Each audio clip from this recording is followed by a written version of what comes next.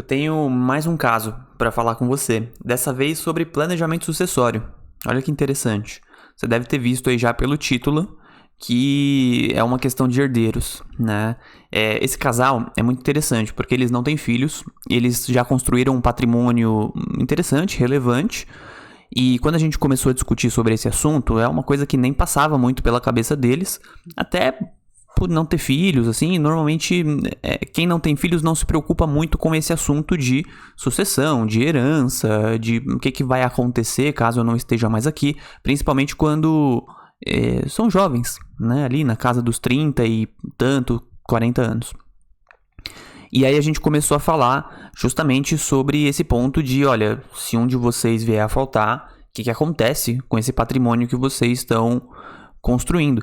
E normalmente a resposta é, bom, provavelmente o outro vai ficar com o patrimônio que está sendo construído e tá tudo certo, né? Assim, vida que segue na parte financeira, claro. E na verdade não é bem assim, porque o seu cônjuge não é o seu único herdeiro quando esse assunto aparece, tá?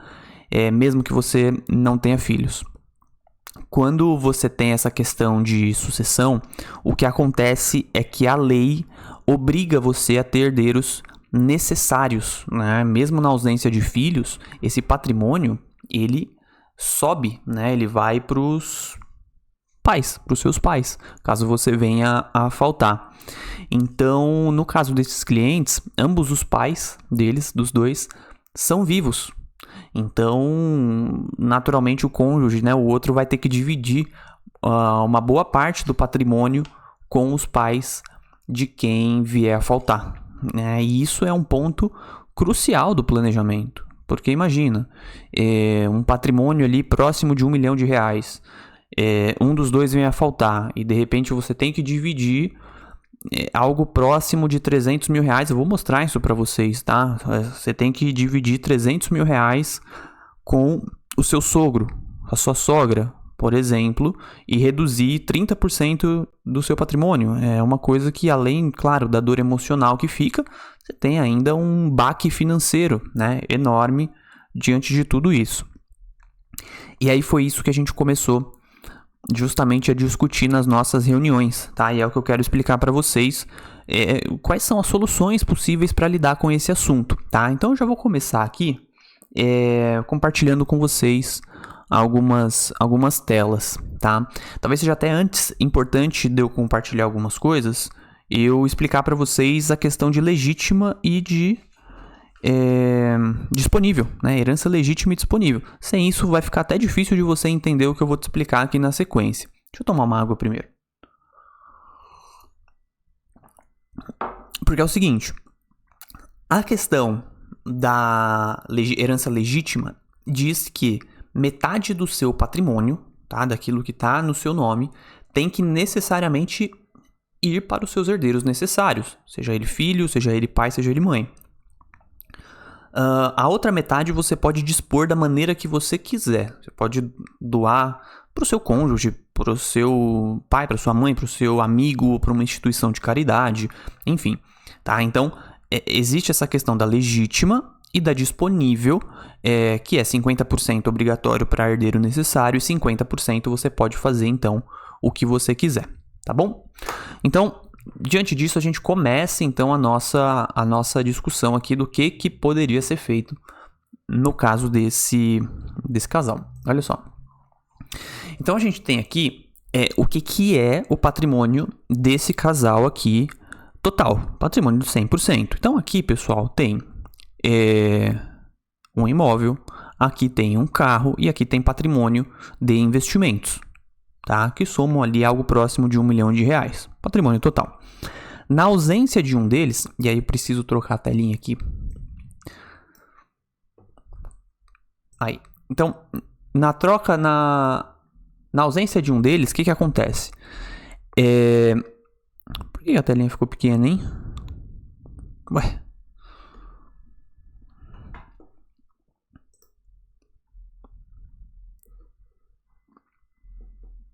Espera aí que eu já vou arrumar isso aqui, pessoal. Aí, agora sim. Beleza. Desculpa. Na ausência de um deles, o que vai acontecer é que, pensa que o cônjuge que sobrevive, ele recebe a meação, e aí já é outro ponto que a gente começa a entrar aqui também na discussão, né?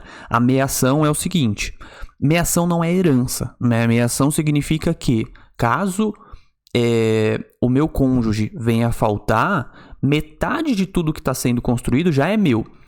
E faço um disclaimer aqui, né? Eu tô comentando um caso de um casal que tá casado no regime mais comum de casamento no Brasil, que é o de comunhão parcial de bens.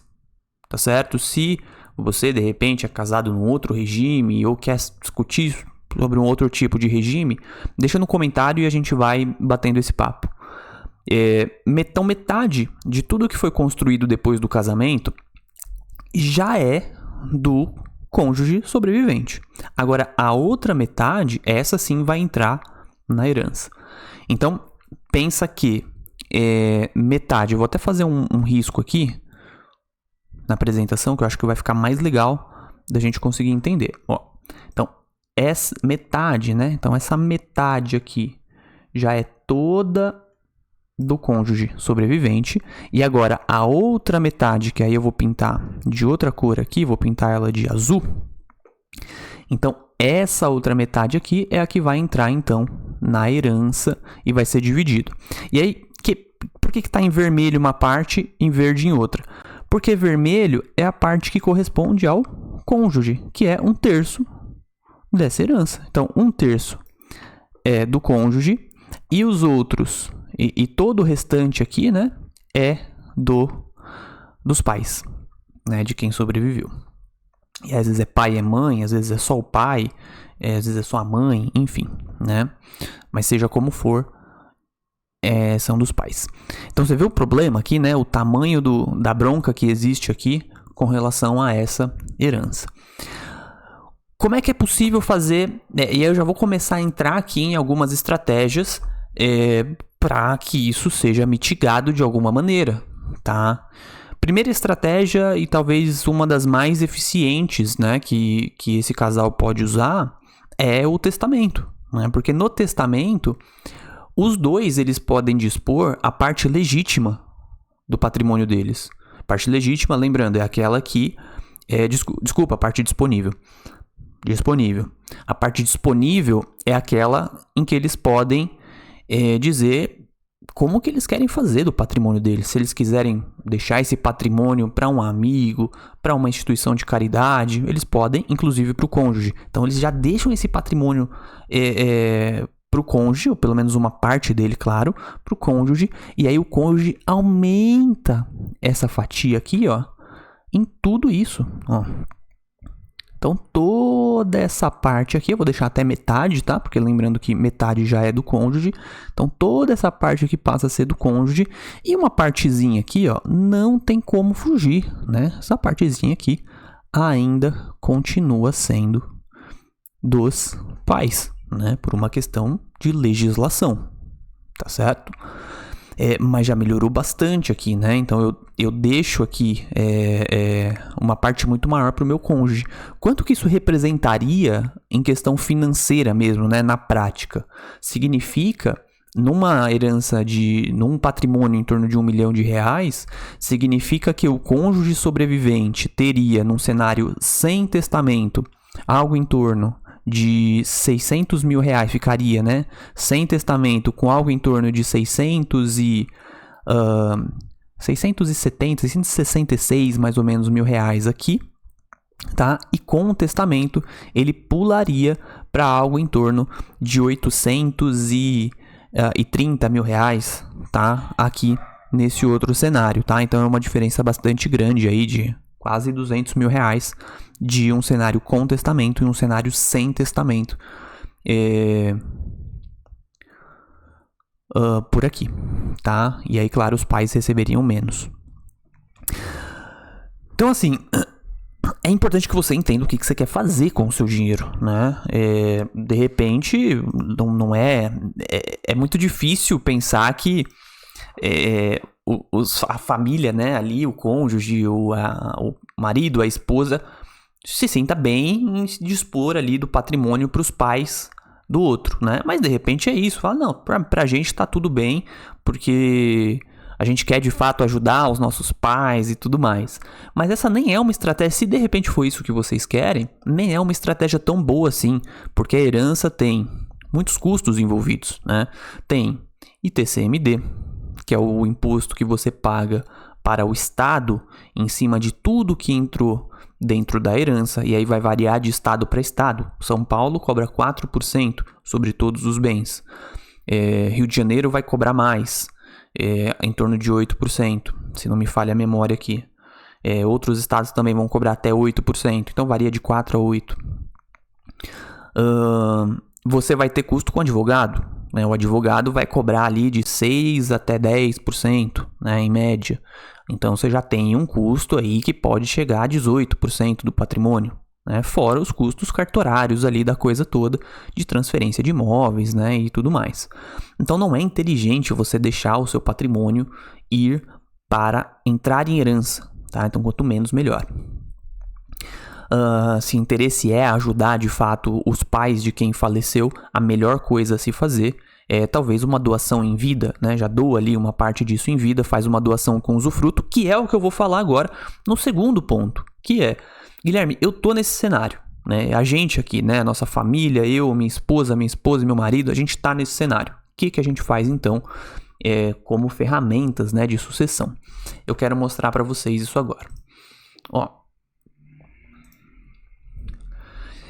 eu tenho aqui algumas ferramentas que justamente podem ser usadas para mitigar, para diminuir esses custos e melhorar essa proteção de vocês na parte sucessória, tá? Então eu vou entrar em cada uma delas e vou explicar a ferramenta, eu vou explicar a velocidade de acesso ao dinheiro da família, né? Depois do falecimento de um dos cônjuges, o custo de inventário, de imposto e a burocracia. Então a primeira ferramenta é a padrão, que é o inventário. Não fiz nada, meu patrimônio vai para inventário. Qual que é o problema? É lento, né? É o que eu estou comentando com vocês. A coisa pode se, inclusive, entrar em litígio, né? Eventualmente isso levar meses ou até anos. O custo, alto. É o que eu acabei de explicar para vocês com ITCMD, com advogados e tudo mais. E a burocracia, altíssima. A segunda ferramenta é o testamento. O testamento, ele já é algo que vai melhorar essa questão, porque, principalmente aqui, ó, aqui na verdade eu não escrevi, mas ele vai dar o direcionamento que vocês querem para o dinheiro de vocês. Então esse é a principal função do testamento. O capital ele ainda vai passar por testamento, então o que pode fazer com que o processo fique lento. O custo, ele ainda passa por custos altos com relação a ITCMD e inventário, e ele ainda tem uma burocracia alta porque tem todo esse processo, mas vocês, né, formalizaram aquilo que deveria ser feito com o patrimônio que vocês têm, tá? A doação em vida é uma possibilidade, mas ela não impede necessariamente muita coisa do que foi dito aqui. Por quê? Porque se o marido doa para a esposa, ou a esposa doa para o marido, e um dos dois vem a faltar, não impede nada do que eu acabei de comentar aqui, né? Mas eu vou ter que explicar para vocês como é que isso funciona. Eu dou o meu patrimônio, eu posso doar com alguma cláusula, inclusive, cláusula de usufruto ali, né? Então, eu dou, mas o bem só é de fato da outra pessoa, caso eu vier a faltar, né? Então, eu tenho todos os direitos sobre o bem. Inclusive, eu posso até tomar de volta o bem, caso eu queira, mas a pessoa só tem direito a ele quando eu vier a faltar, quando eu morrer. Então, a velocidade de acesso a isso é imediato. Então, eu morri, a pessoa já tem o bem. O custo é menor, né? Porque eu antecipo esse ITCMD e eu não tenho aquele custo todo de inventário, né? De advogado e tudo mais. E a burocracia é bem menor, né? Ainda tem custo cartorário e tal, mas é uma burocracia bem menor. E agora, esse aqui é o padrão ouro, né? Do negócio, tá bom? Por quê? Seguro e previdência. O seguro e a previdência, ele é algo que todos vocês que estão me ouvindo provavelmente deveriam ter. tá? Se um ou outro, tá? Não os dois necessariamente, ou talvez os dois. Por quê? Porque o dinheiro que você tem de um seguro com um beneficiário que você vai escolher e uma previdência que também você vai escolher um beneficiário do dinheiro que você está acumulando ali, ele vai diretamente, eu vou até mudar aqui para mim, ele vai diretamente para as mãos de quem você escolheu caso você venha a faltar. Então isso faz com que a velocidade de acesso daquele dinheiro seja imediata na sua morte, no seu falecimento. Então você imagina que não tem toda aquela burocracia de um inventário, não tem toda aquela burocracia de um testamento, uma doação. Não. O dinheiro vai na hora. Tá? Então ponto positivo para essa ferramenta, essas ferramentas, né? O custo, qual que é o custo de se fazer um seguro e uma previdência? Você não tem custo de impostos, né? Não tem TCMD, você não tem inventário, né? Nada disso vai embutir aqui. Então, nessa parte é zero. O que você tem de custo com o seguro de vida, naturalmente, é o custo do próprio seguro de vida, né? Da pólice. E da previdência privada, é praticamente zero. Você não tem um custo, você tem um investimento que você vai fazer ali e, naturalmente, depois de alguns anos, inclusive, você pode até usar esse dinheiro para se aposentar lá na frente. Nada aconteceu com você, você usa esse dinheiro para sua aposentadoria. Então, é uma ferramenta, principalmente a Previdência, é uma ferramenta excelente de planejamento financeiro e sucessório. E a parte de burocracia baixíssima, né? Você contrata um seguro, contrata uma previdência ali com uma facilidade enorme. Você contrata em um dia, você contrata qualquer um desses serviços, tá? Ou seja, então é muito fácil de fazer esses dois últimos e qualquer um de vocês deveria estar pensando e considerando essas ferramentas, essas soluções. Bom, eu espero que o que eu tenha passado aqui para vocês tenha feito sentido. De novo, naturalmente cada caso é um caso, porque tem tipos de casamentos diferentes e muitos cenários ali que envolvem algumas coisas também diferentes. Um advogado sempre é a pessoa que vai conseguir olhar para isso com mais cuidado, tá? Mas um planejador financeiro também vai conseguir olhar principalmente essa parte financeira e dizer qual solução talvez pode ser mais rentável financeiramente aí para a família e dar um toque. Se você teve alguma dúvida aqui, bota no comentário aí e a gente vai discutindo sobre esse assunto, tá bom? Um abraço para você e até o próximo vídeo. Clica aí no próximo vídeo e a gente segue conversando, tá bom? Um abraço.